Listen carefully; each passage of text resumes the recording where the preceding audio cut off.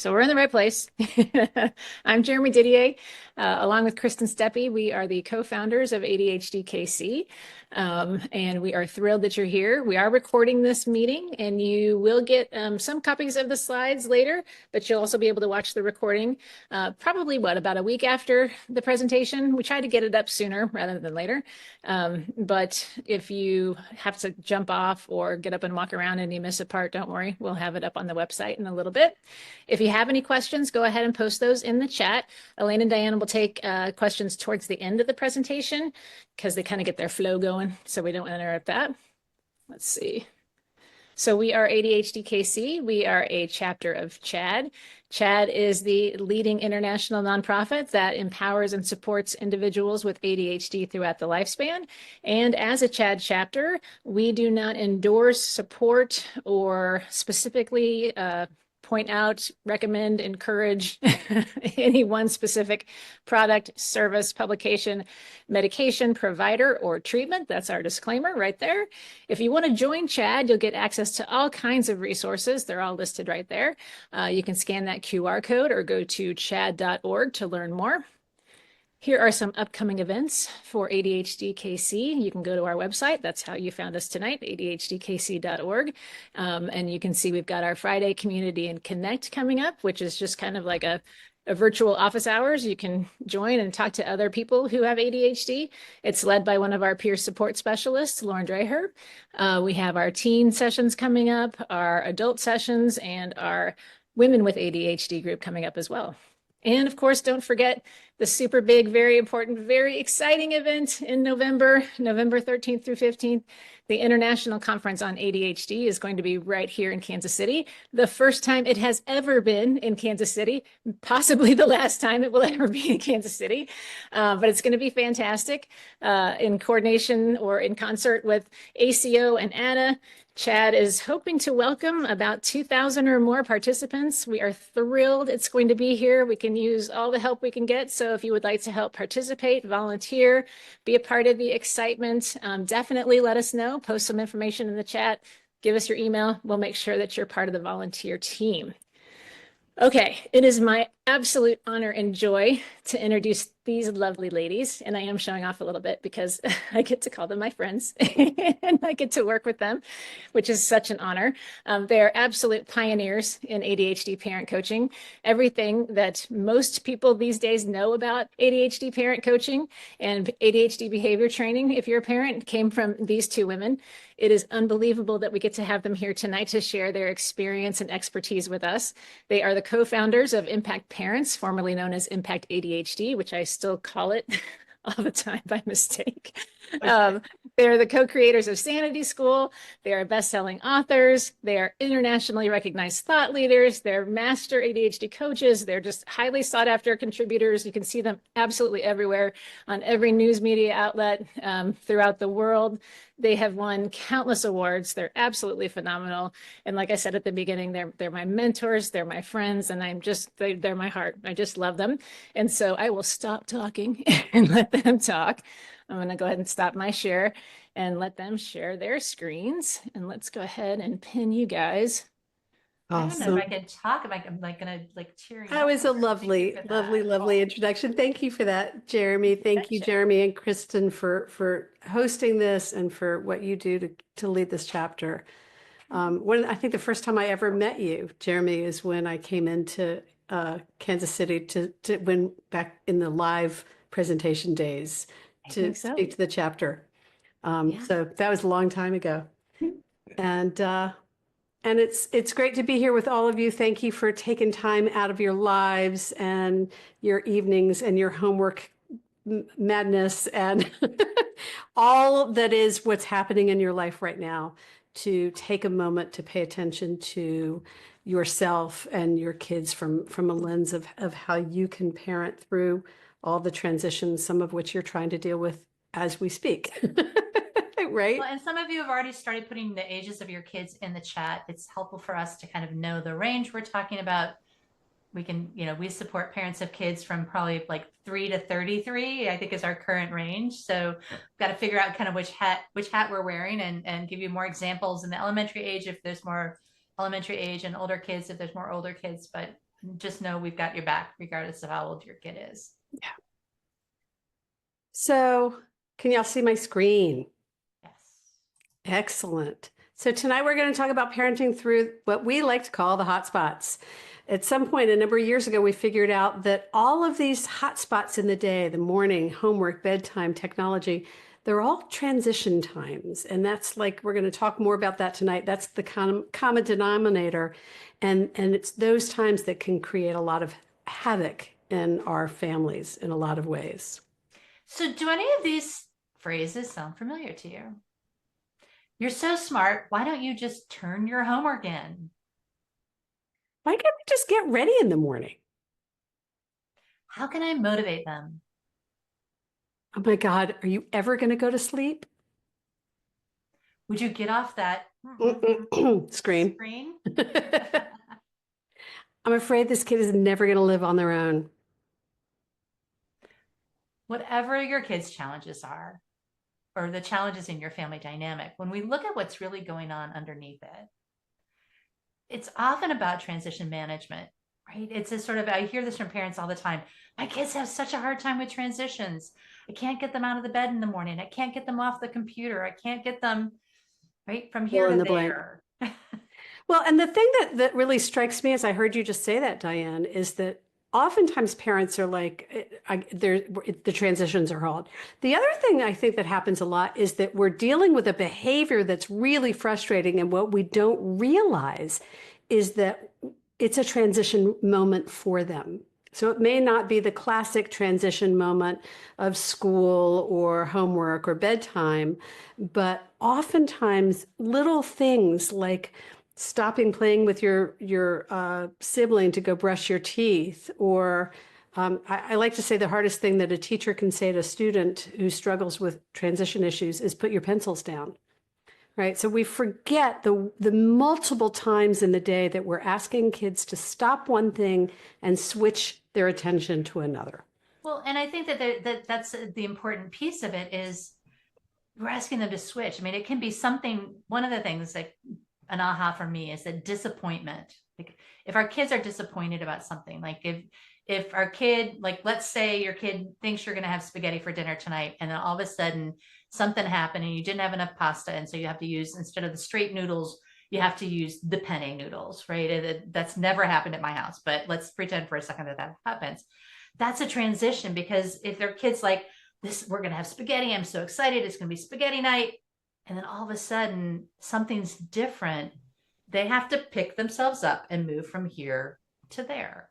Yeah. And so maybe the play date cancels, maybe school gets shifted, or you go in late, whatever it is. We don't really realize as adults, because we've grown accustomed to transitions, how much transition actually happens in our kids' lives. Well, and the quote that comes to mind is to just wrap this up is from Ned Hollowell, and the reminder that these kids have Ferrari brains, but bicycle brakes. And the bicycle brakes is what gets tripped up when our kid has to make a transition. So today we're going to focus, or tonight we're focusing, we're inviting you to hold in your focus mornings, bedtime, getting off technology, homework. But really, we want to encourage you to think about whatever transition moments are happening for you in your dynamic that you've been struggling with. Well, and if you have particular transitions that are hard, we would love to see it in the chat as we're going forward. Yeah. And I know there's a question in the chat. Definitely capture it there, and then during the Q&A, come back and bring it to us, because we may have a hard time finding it, but please bring it back to us. So underneath is that transitions require many different executive function skills. An executive function is basically what's responsible for making us human. It's responsible for organizing and directing for everything that's involved with thinking, feeling, and acting. So that's kind of all aspects of our lives. And everything that allows us to get from a thought or a feeling to an action involves executive functions in some way. Mm-hmm. Another way to say it is that if the brain was an orchestra, the executive function would be the conductor. It's the piece that keeps it moving, that knows who's playing, who's not playing, what to do, what not to do. when to start, when to stop, all of those things are part of executive function. So there are a number of frameworks for executive function that are commonly used in the ADHD realm. Dr. Barkley has done a lot of work on executive function. We tend to use the work of Dr. Thomas E. Brown, who did some research and identified the 6 key areas of executive function that tend to show up as challenge areas in people with ADHD. The interesting thing about it is that it's not all challenge areas. So some people may have some areas of executive function identified here. Some people may have only 1 or 2. But these are the 6 areas that come up most commonly for people who are struggling with ADHD and learning to navigate life, learning, behavior, social, and emotional issues. Well, and the reminder is, if you haven't heard this before, that most kids with challenges of executive function and ADHD are 3 to 5 years behind their peers in some of these areas of executive function. And technically the research says 30%. We use the phrase 3 to 5, but it might actually be a little bit more than 3 to 5 if you happen to have a 28-year-old or a 25-year-old. So the 6 areas, and we're not going to do a full, because we could do an entire 3-hour workshop just on executive function. So we're not going to go into a long detail, but we want to help you begin to recognize and identify where the challenge areas may show up for your kiddos. And in one of our training programs, we have a grid with this where we do, sorry, I'm having technology issues, where we offer more detail for each of these. But the high level that we can cover tonight is that executive function is responsible for activation or task management. That's getting started on something, planning, prioritizing, sequencing, organizing. All of that happens in that realm of task management or activation. Action management is about managing the body. Hyperactivity happens there. Impulsivity happens in action management. So it's that ability to decide or to know when to, not only to take action, but also to stop yourself from taking action that happens in the action arena. The next one is memory and information management. And this is about storing information and transitioning from one piece of information to another. The piece I always think about is remember when we used to learn, or when we learned how to do long division, and you had to hold this number and carry this number and add it to this number and all that other stuff. That's what we're talking about. A lot of times these kids have amazing memories, but it's really what they call working memory that tends to be challenged. Short-term memory shows up here. It's I walked into a room and I forgot what I came in here for, or I tell my kid to go get his socks and he comes back with a toy. Those are examples of challenges with memory management or holding the information in short term. Focus or attention management is what we typically think of when we think of inattentive ADHD. It's being able to manage my attention, focus on a particular thing, stop focusing on something so that I can focus on what I need to focus on. Those sorts of things are part of what attention management. And there's a lot more to attention than we realize. It's one of the things that really struck me when I started doing this work and learning about it, is that attention isn't just paying attention. To be able to pay attention means you have to decide what to pay attention to, give it your attention, continue to hold your attention, avoid the distraction, or if you get distracted, bring your attention back, figure out what's important about what you're paying attention to. So there are a lot of pieces to attention management. Emotion management is something that when Diane and I started 15 years ago, emotion was not even recognized as being an aspect of ADHD. And it's still not technically, although I think that will be changing sooner than later.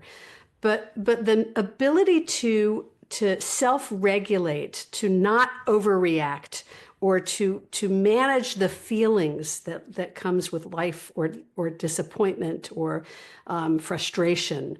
Emotion management is an aspect of executive function. And the last one is effort management. Effort management, I think, is the one that's kind of, I don't want to say underrated, but that people forget about. That ability to get yourself to do something is often lands in the realm of effort management. So it could be getting started on something, or it could be the energy that it takes to get up, take the notebook out, put the homework in, close the notebook, and put it back in the backpack. That, for some people with ADHD, is a lot of effort. And so if something has too many steps, if it feels too effortful, it may make it really hard to get engaged and to do it. So effort management is something that I think is really not talked about enough in the ADHD management realm, because it's a really critical piece to activation as it ties back into that task management piece. So when we're talking about transitions, there are several aspects of executive function. We'll take you through an example in a minute, but we're talking about shifting attention. We're talking about working memory, self-regulation, time management, making decisions, managing frustration, and tolerating frustration. All of these are part of what happens during a transition. So, as I said before, transitions require deciding what to pay attention to. Remembering the future, what's coming next. Transitions require stopping one thing, whether it's a preferred task or not preferred task, and you're going to get different objections, whether you're asking somebody to stop doing something they're really enjoying doing, or whether you're asking them to start doing something they may not want to be doing. Yeah. And that's the next step, which is starting to do something new. Again, it may be a preferred thing or a non-preferred thing. Transitions require organizing time, managing time to be able to complete the task.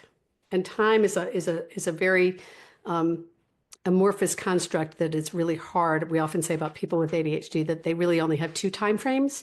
There's now and then there's not now.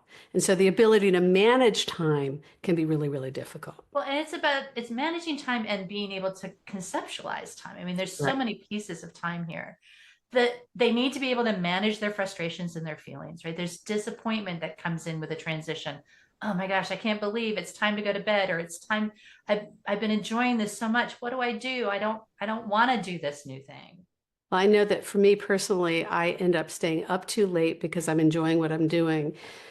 And then in the morning, I resent that I stayed up so late because I really also was enjoying sleeping, which gets cut short because I was up the night before. So transitions require all of this and so very much more. But this gives you a sense of how pervasive it is in almost every aspect of our day, every day.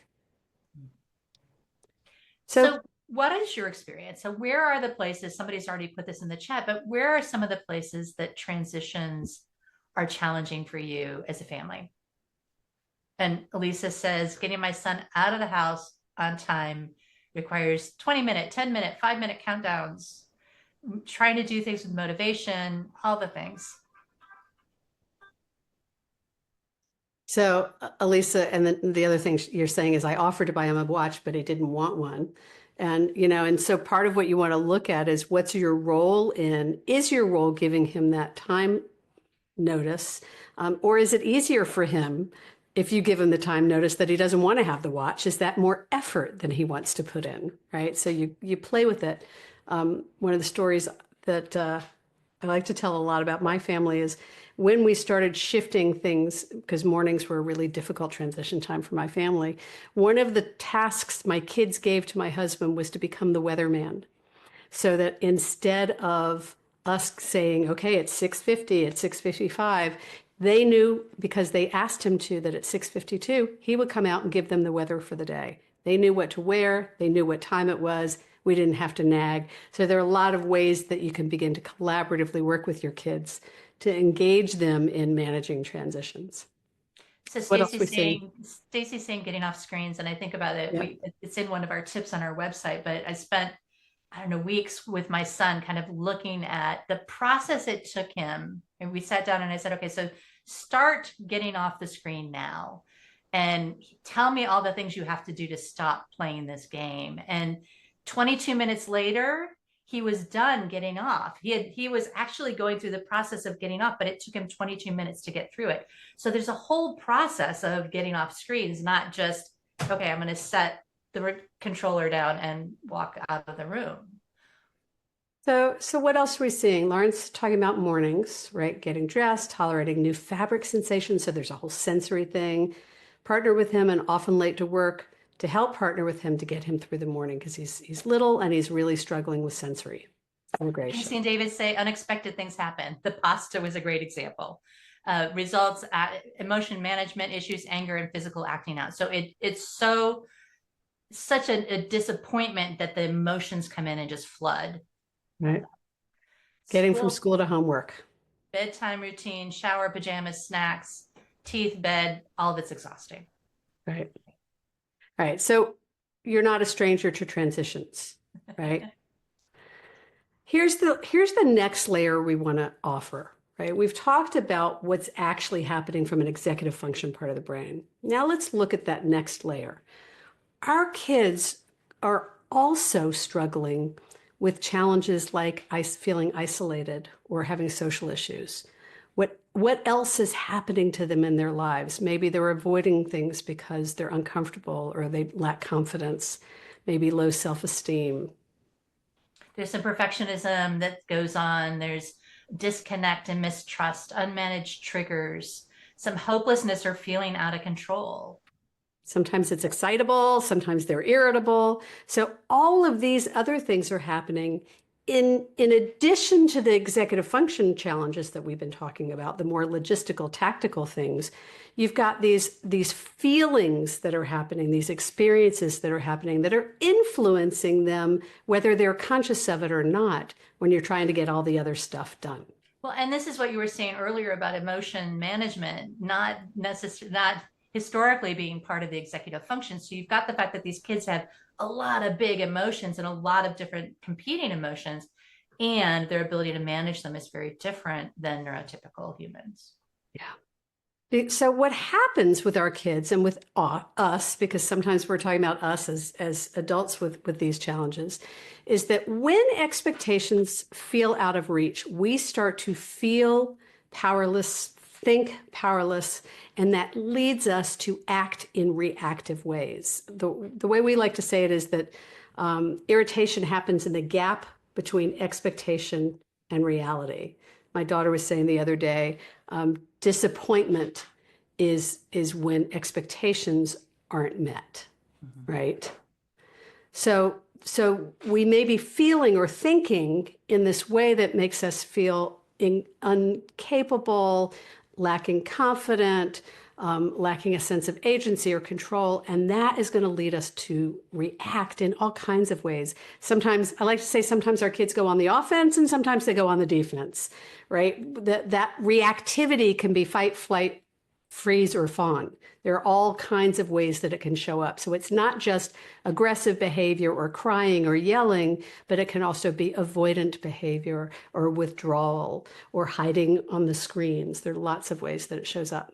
Well, and the reactivity for us might be it's the same sort of powerlessness. I've got to get them to school on time. We're going to be in trouble yet again. The principal's going to give me that look, or oh my gosh, they're not going to get their to bed on time and they're going to be exhausted and tomorrow morning is going to be a hot mess. I mean, we feel like we can't fix it.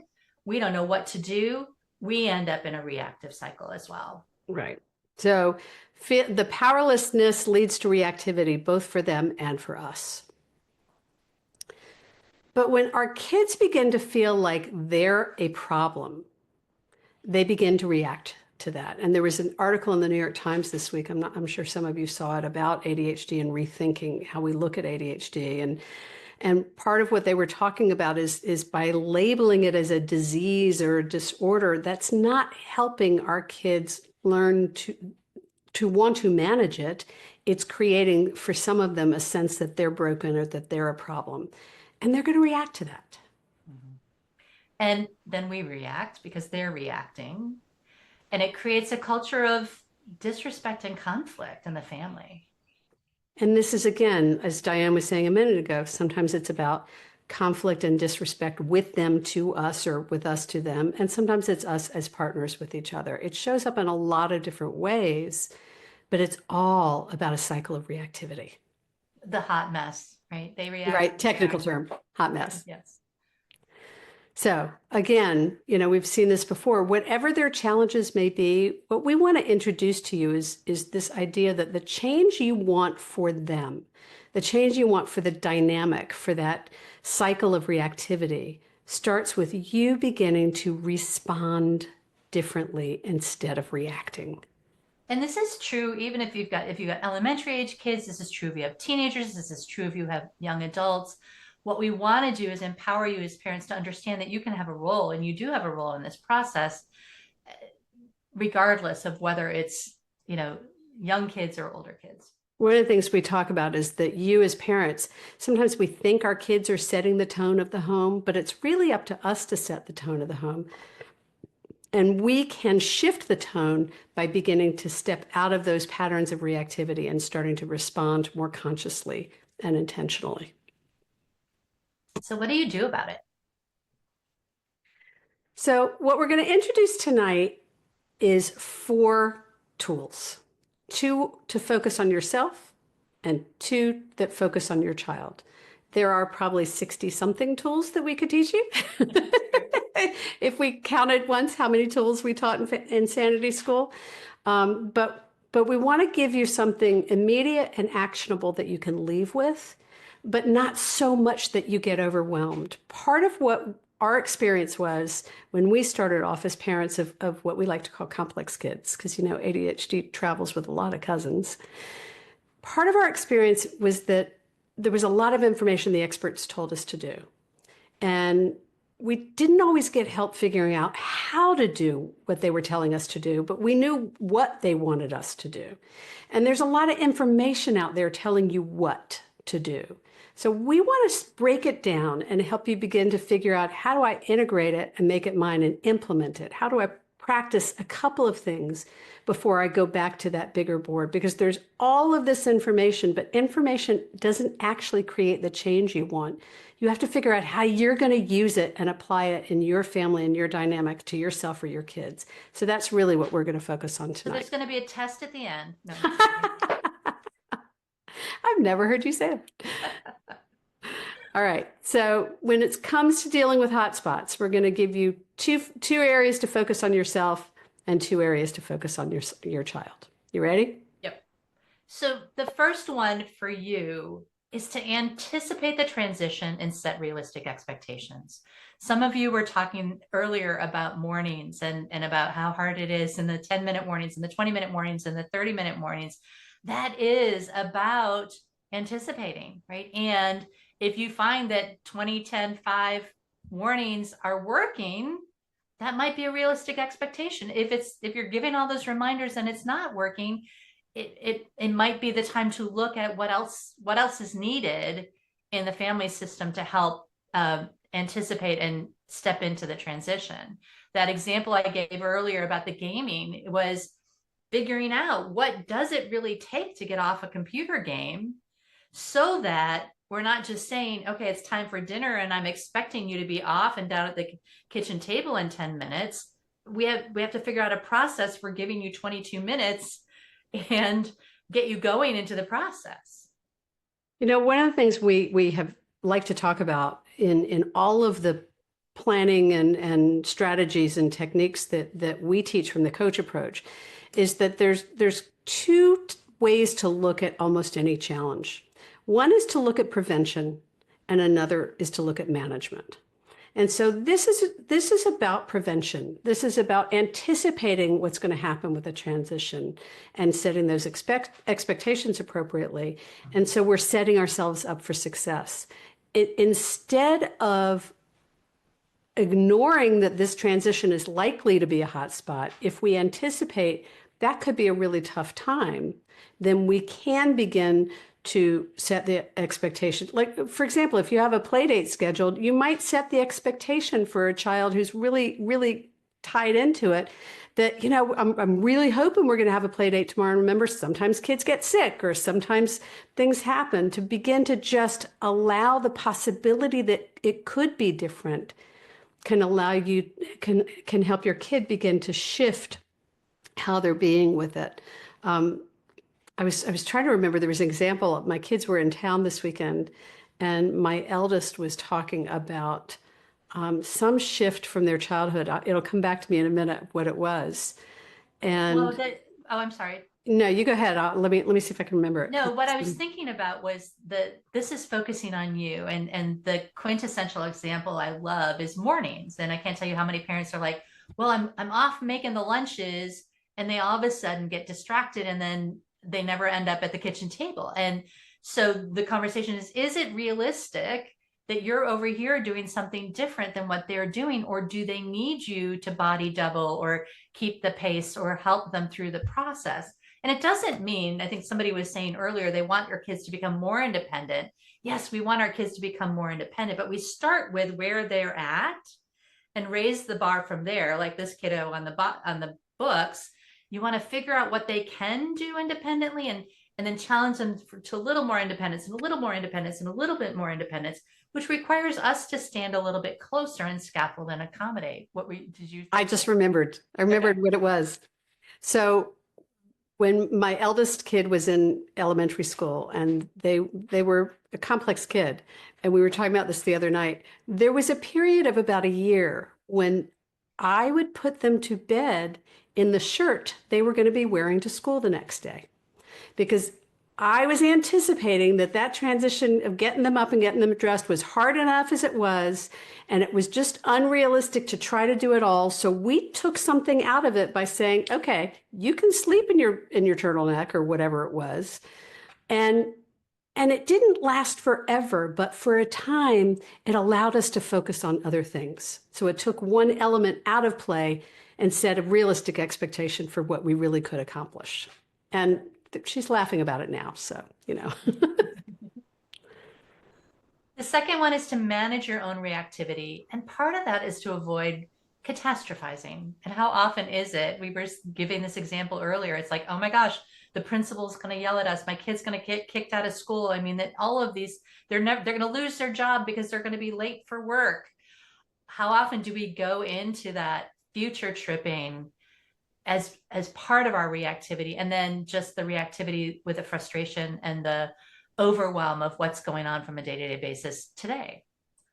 So, sorry about this. I don't know what's happening with the technology tonight. Here's what I want to add about managing your own reactivity. I was talking to a mom today of a young teenager who they've made the decision is going to go off to boarding school. And so she's very concerned about getting him ready and making sure he's got everything done and everything he needs to do to be ready to go off. And there was a lot of anxiety in what she was saying. And so we got into a conversation. Sorry, y'all. We got into a conversation about how much of it was a real concern about what was going on for him, how much of it was catastrophizing he's not going to be able to, and then how much of it was really her own worry. And, the conversation was, and here's what we need to know. Our kids can smell our worry, right? They can sense our concern. They can tell if we're afraid that they won't be able to. And what they need from us is our confidence and our belief that they can. But if they feel us sending off any messages that they can't, if we're reacting because we're trying to control the situation, we're afraid of how it's going to turn out, we're catastrophizing, they're going to sense that and they're going to react accordingly. So part of managing our reactivity is about keeping ourselves calm and being present. But part of it is also about doing our own work so that we're not bringing our baggage to what our kids are dealing with, because what they really need from us is to presume competence, to presume capacity, to really believe that they can as they develop, instead of the fear that they can't. That catastrophizing fear creates a cascading effect for them. Well, somebody earlier said something about resilience, right? Is this Mhm. sort of asking about resilience, and the research is what you just reminded me of, Elaine, is that the research shows how important resilience is to lifetime success, and the fact that, it just takes one adult to believe in a kid to really create that resilience and that self-confidence and trust that it takes. And so the invitation to try to be that person for your kid as much as you can is the reminder for me. There's a great podcast episode we did with a guy named Andreas Kraft, who is a leading world researcher on future. He's a futurist. And he was talking about hope. I heard him speak at a conference, and it was so impactful that I asked him to come speak to our community. And he, at the end of the day, this leading all of this international research on future and hope, his message came down to how important it is for kids that their parents believe in them, that they have hope for their future, that they can see a path forward, because we want our kids to be moving forward into something instead of feeling like the world is happening to them. It's a great podcast episode. Well, Again, and his name how is often do Andreas we end Kraft. up how often do we end up so far in advance, right? It's this sort of a parent of a 9-year-old the other day going, oh my gosh, but they have to go to college. How are they going to possibly go to college? And I'm like, they're 9. slow down. They're 9. We've got 10 years. How much progress have they made in the last 9 years? And if they make the same amount of progress in the next 10 years, where will they likely be? I mean, we get anxious and we get reactive. And it makes it hard for us to really be there for our kids and focus on them and their challenges because we're so worried and reactive.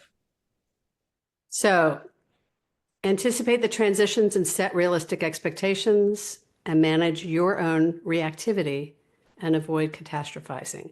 Those are things you can work on starting today to begin to shift the tone of the home and begin to be more responsive and less reactive. So 2 things to focus on your child. One is collaboration and the other is buy-in and motivation. So let's jump in on those. Collaboration, right? We were talking earlier about examples with mornings, and you do this and I'll do that, and let's work together on this, and all of the connection with our kids to not just expect that either we're in charge and we're doing it all, or they're in charge and they're doing it all. There's a space in the middle where we can partner with our kids and support them in accomplishing what they want to without taking over. What would you add, Elaine? So one of the frameworks we teach in a lot of our trainings in Insanity School is that there are 4 phases of parenting. All of us start in director mode. We have to tell them what to do and why to do it and all of that stuff when they're little. And then it's really interesting. So phase 1 is director mode. Phase 2 is collaboration. Collaboration is when we begin to share the agenda with them, when we're no longer just telling them, but they see it as theirs too. And we're starting to share that agenda. What's interesting is that we're typically actually pretty good at this with toddlers. We get the opportunity with toddlers to say, do you want to wear the red shirt or the blue shirt? Do you want to brush your teeth standing up or sitting down? And we're actually really good at collaborating with our kids and giving them this sense of ownership and agency. And then something happens when they hit grade school and the teacher closes that door, and we go back to director mode and the teachers go back to director mode, and all of that kind of collaborative independence that we foster in preschool tends to kind of dissipate when we get to elementary grades. And so focusing on collaboration is really about helping them feel a sense of agency and begin to practice having a sense of agency, not necessarily so that they're the ones leading the charge, but at least that they feel a connection to it, that they feel like it's not our homework. It's their homework, and they get that it's their homework, and that we're guiding them in the process instead of directing them to do it. We're saying, when do you want to do your homework? Where do you want to do your homework? Starting with the presumption that they understand that it's their homework to do. Well, and to take this back to the parallel on the other side, which is setting realistic expectations. We want our kids to own things as much as they can and not set them up for failure by expecting them to be able to do things more independently than they're actually able to do. We want to help them, again, to become independent rather than expecting them to be independent. Beautiful. So, Kristen, thank you for finding the podcast. That is indeed the podcast. There's also a podcast on the 4 phases while you're looking, if you want. you want to pull that. So one place to focus on with your kids is to really start asking more open-ended questions and helping them begin to foster a sense of their own agency. And then that kind of takes us forward to them beginning to have a little bit more agency, their buy-in, to begin to identify their own motivation for things. Instead of saying, you'll get a dessert after this, or then we can go play a game, you can begin to engage them in, what's important to you about it? What could motivate you to do this? One of the examples I was thinking about is I had one of my kids when he was in elementary grade was really into the comics. And so reading the comics became a huge motivator for him to get his homework done. Diane, you have a story about Oh yeah, well, and completely unrelated. yeah, no, the key about motivation, two pieces of motivation. Just one is that it's essential, and two is that it's not enough, right? But so you have to understand the role that motivation plays. The example I always tell is my son was like second grade and had 50 math problems to do, and he was going to split it over 2 nights. And the first night it took us 20 minutes, and the second night it took us 4 hours. And in reflection, I was like, dude, what happened? What was going on? And he said, my show was on the first night, right? And so in that moment, I could help him understand the role that motivation played in helping his brain to be successful in getting through the math homework, which gave us a conversation in the future to say, okay, so what do you want to do to motivate yourself? Because we want to bring in some motivation to help your brain to be more successful, to do things that are kind of boring or hard. That's part of what goes along with the executive function challenges of ADHD. Well, and so often as parents of kids with ADD, we fall into the trap of, well, they're just not motivated. Well, he doesn't really care about anything. Well, he only cares about his video games. And, somebody said to me once, I think Jeff Copper said, it's not that they're not motivated. It's just that they're more motivated to do something else. And so we need to recognize that they need a motivation for absolutely everything. And the joke that I tell, but it's true, is that in my bathroom drawer, I have 3 different kinds of toothpaste. And every day it's a game of toothpaste roulette to figure out what I'm going to use, because that plays into my motivation of novelty and it keeps things interesting and playful. And I like that, and it helps motivate me to brush my teeth twice a day, every day, right? And so I know that seems silly, and yes, I'm an adult and I should know how to do it and not need the extra motivation. And it's not that I can't, but it makes it easier for me. It makes it less effortful for me. It helps navigate that executive function challenge when I identify something that motivates me and I'm committed to do it. I have the buy-in. And this is the same for us as adults, and it's the same for our kids.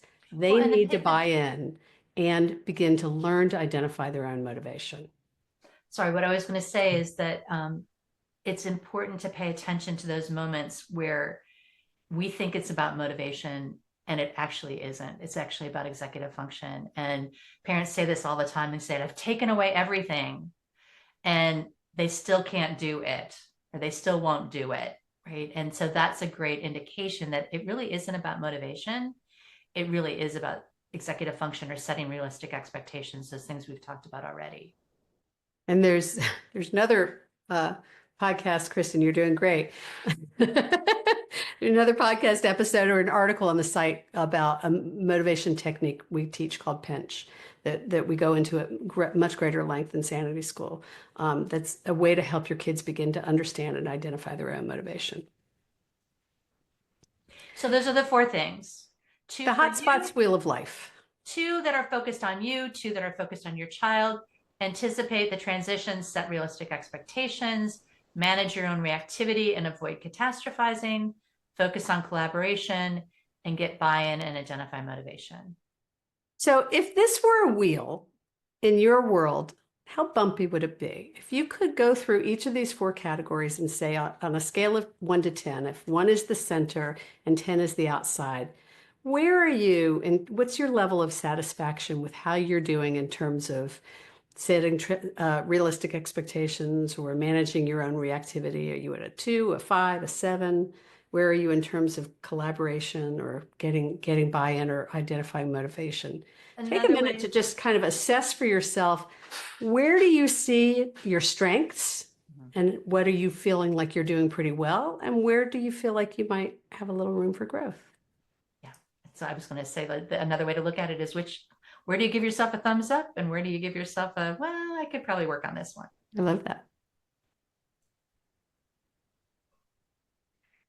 So we're going to wrap up in a minute and move to some Q&A and really engage in some conversation with you guys and answer some questions and apply this knowledge to your particular circumstances. When you look at this hotspots of wheel of life and all the things we've talked about, what are you taking away from today? What are your insights so far from this conversation? What's your aha or your gem from today? Maybe you go back to your transition challenge and say, okay, so I'm really struggling with mornings. Is there something in this that I could explore? If it's transitioning off the computer, whatever it happens to be. What are your Capture it in the chat. What are you noticing? What are you aware of from what we've been talking about?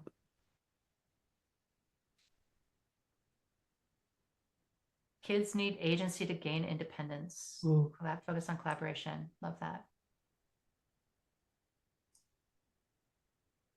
And it's so easy to just take over because we're in a hurry and we want to get stuff done and we don't have time to collaborate. Feels like we don't have time to collaborate. There are many steps in the process that I forget to overlook. Yeah, it's not or overlook. Forget or overlook. Yeah.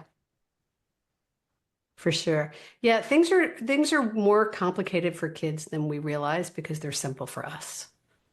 Right? Breaking things down into much smaller steps can make a huge difference.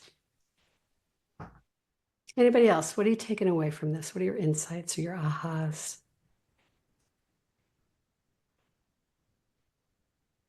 If we feel like we're rushing into things, we're anxiety and it will be passed down to them, which is a bad cycle. Yes, our kids will feel our anxiety and our anxiousness. Slow them down. Slow down. I like to say slow down to speed up. That when you slow things down, I was talking to a client about this the other day. One of the number one things we talk, you've heard us talk today about getting underneath, like what's really going on underneath the problem. You see what the problem is on the surface. Well, what's happening under that? What's happening under that? Very, very, very often what's happening underneath is somebody's getting rushed. And our kids do not do well with rushing typically, unless they've initiated the rush. Now, if they're relying on their own urgency to get going, waiting for the last minute, that's different. But if we're rushing, we often see them starting to slow down because it creates stress for them. Jeremy's, I love pinch.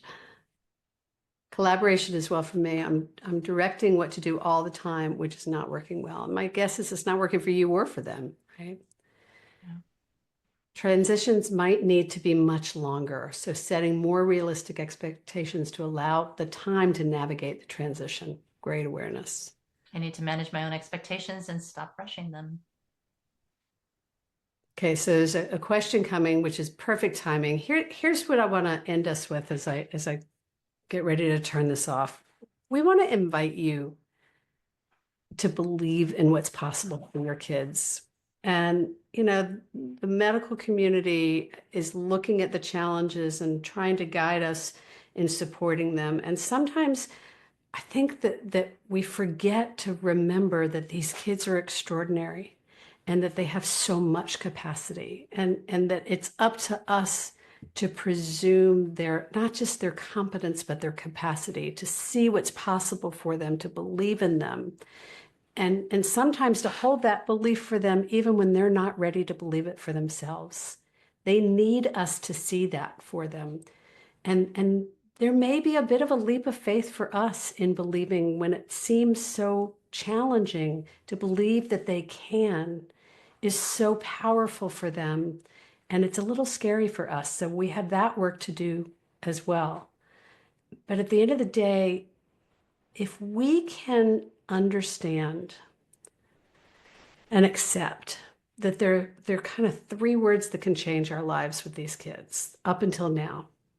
Up until now, you've done the best you could with what you had, with the information you had, with the resources you had. And from here forward, we want to invite you to begin to make little tweaks, because those little tweaks, those little modifications, that ability to respond instead of react, it can have this huge dramatic impact.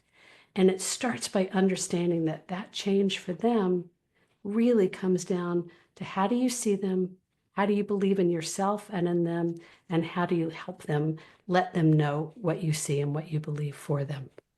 Well, and where that takes me back to, Elaine, is we were talking about the catastrophizing earlier and how easy it is for us as humans to go to that, oh my gosh, what if this happens? Mm-hmm. And yes, there's a probability that's greater than 1 and less than 100 that that scary thing that you think might happen might actually happen. And the probability that your kid will have an amazing, successful future is greater than 1 and less than 100. And so the thing I want to leave you with is, if you're going to create a story, which is really what catastrophizing is, you might as well create one that makes you feel good. We like to say, make up a story that works for you. So all of the information that we've shared with you tonight comes from the coach approach. We call it the neuro-informed coach approach. Our model, the impact model, has blended neurodiversity and coach foundations.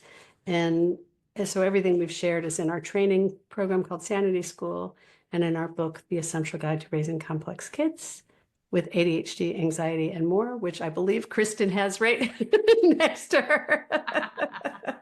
We have a free gift for you. It's at impactparents.com/ADHDKC. It's a... Do you know what it is? I can look real quick. Okay. So it will capture in the chat, impactparents.com/ADHDKC.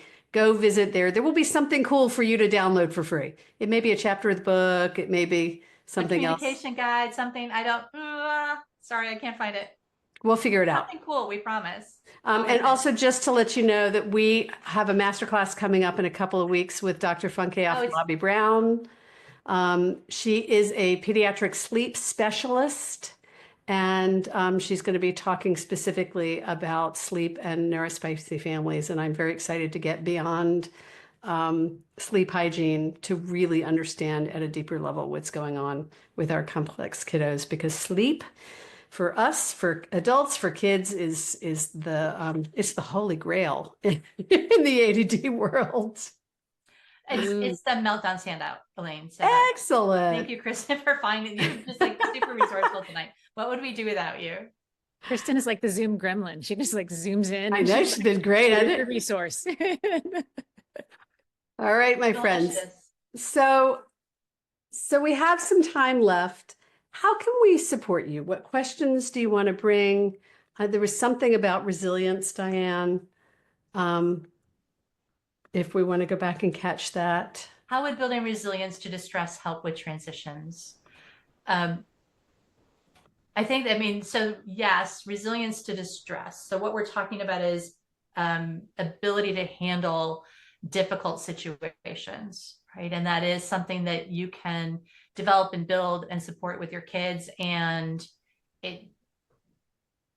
when people are stressed and overwhelmed, they still have that reactive thing that happens. And so, yes, I think it's a yes and, which is yes, do what you can to build resilience to disappointment, and also know that it's going to be a challenge, even with resilience there. What would you but absolutely, it can help. If the challenge in the transition is emotional reactivity, then building resilience to distress is going to make a difference. If the challenge is working memory, it may not be as valuable a tool.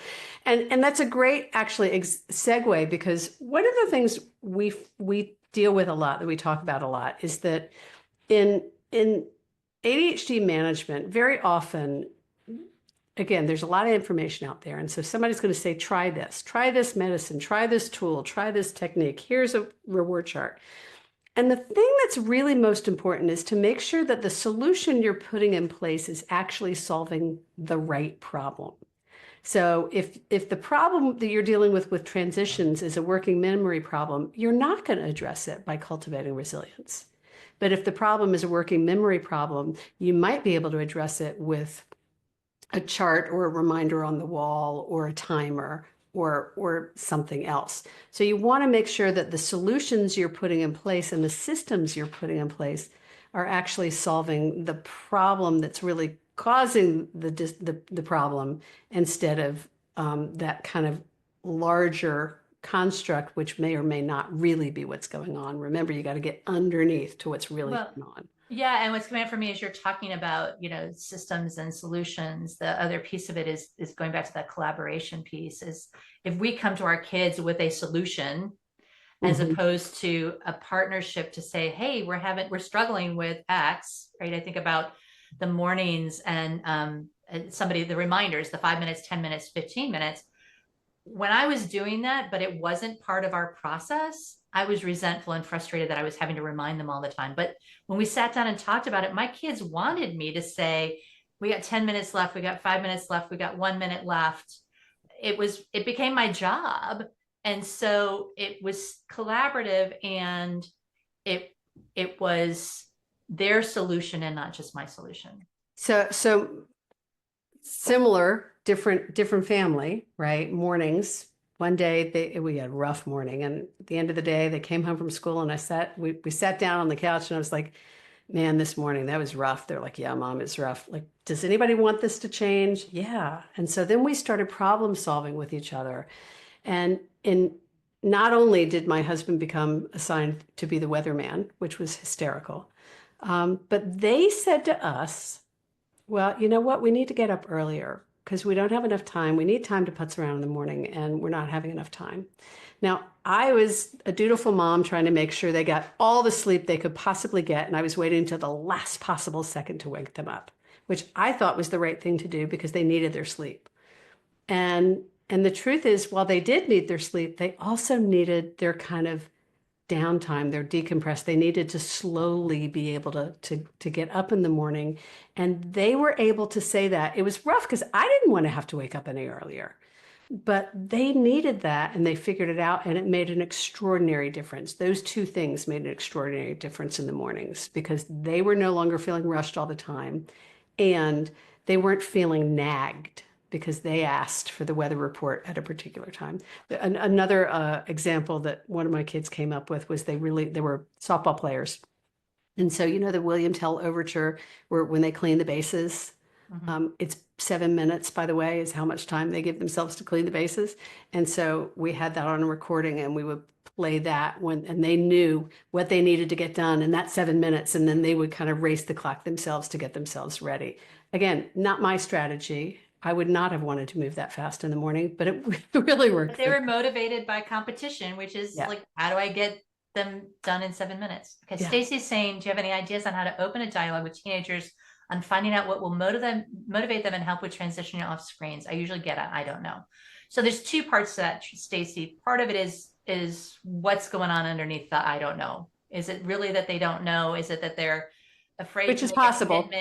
Or is it that they think you're going to tell them what to do anyway? There's all kinds of things. There's a whole article on our website that says what to do when your kid says I don't know.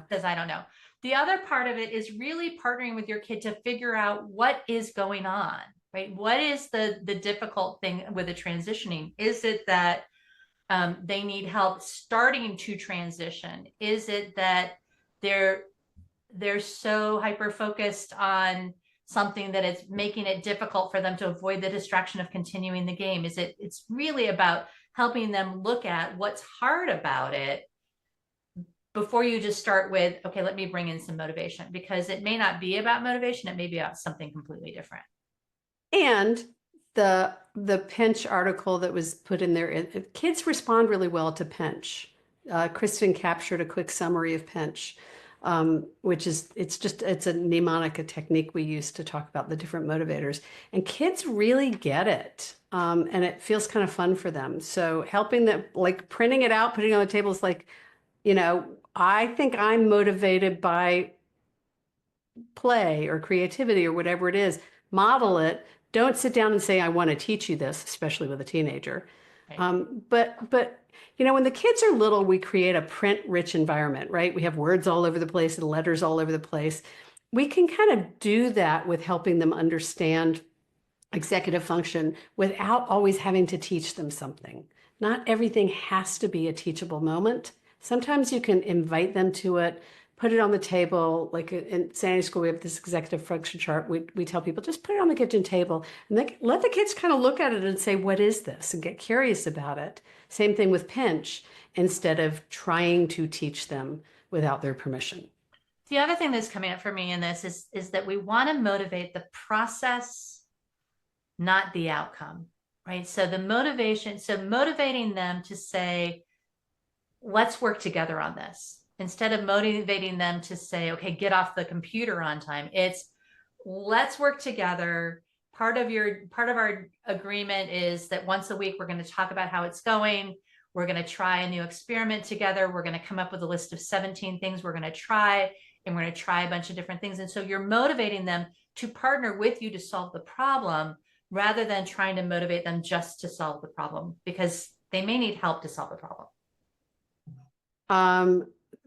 Cassie and David are asking a question: motivation for teen and school help. How do you identify what the executive function problems are? It's a big question. Again, in Sandy School, we have this chart and we encourage people, and I think it's probably in one of the podcast episodes or something. There's a chart on it to begin to help your kids identify. The way we like to play it is this: start with what their strengths are. What's working for them? What are they doing well? Because they will do better if you play to their strengths than you will if we start by saying, well, here are where your problem areas are. So start by, take a week and identify all the strengths, all the things they're doing well. What is working? Sometimes we call it the magic 3 questions. What's working? What's not working? What do you want to do differently?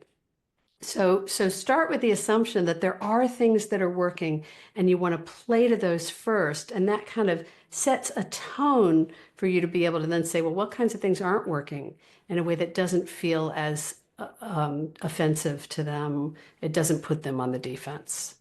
The other piece that comes up again with this piece is we're saying motivation in school, right? It's this sort of, we've got to really get to the bottom of what part of school, right? There's I don't know, Kristen, if you can find this, if not, I can help you find it. But when you're talking just about homework, we have a tip sheet that's like the 12 steps of homework. And I remember sitting down with my kiddo in middle school and going, okay, so you're struggling with homework.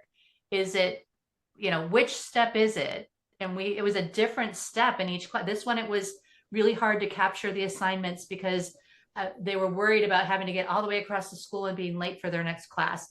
In this one, it was difficult to remember to turn it in because the teacher didn't actually say, hey, everybody, turn in your homework. I mean, and it's really about understanding what the real problem is that you're trying to solve, and not just a problem with school, and then tackling them one at a time, right? So it's a sort of, if it's about hand turning things in, you might approach it very differently than if it's knowing what my assignments are. Yeah. Again, you got to know what the problem is you're really trying to solve, and not just put a solution in place because somebody said it worked, but make sure you're actually creating a solution that solves the actual underlying problem. I know we are at time, so we want to release people to your lives and your dinner and your families. We hope to see all of you at the International Conference on ADHD in November. We hope you come out and you volunteer and you support the organization, and you learn. If you have never been to a conference on ADHD, it is like nothing else in the world. Indeed. It is, for those of us who have ADHD, it's like, it's our people. And for those of you who don't have ADHD, it's like, wow, this is wild. But either way you look at it, it's really an extraordinary opportunity to spend a couple of days really learning about all different aspects of it and talking to all different kinds of people. I really want to encourage you, if you've never done something like that, it is a rare opportunity to have it in your city. And so I really encourage you to take advantage of it. It's pretty extraordinary. Thank you so much for being here, you guys. I really, really appreciate it. And thank you to everybody who joined us this evening. Like we said, the recording will be online, hopefully in the next couple of days. And feel free to follow up with us after. Shoot us an email. Let us know what you thought about the presentation. And if there's anything in particular that you would like to see us present or any speakers that you would like to see, let us know. We'd be happy to do that. Thanks so much. Have a great night. Thanks for being here, Everybody. everybody.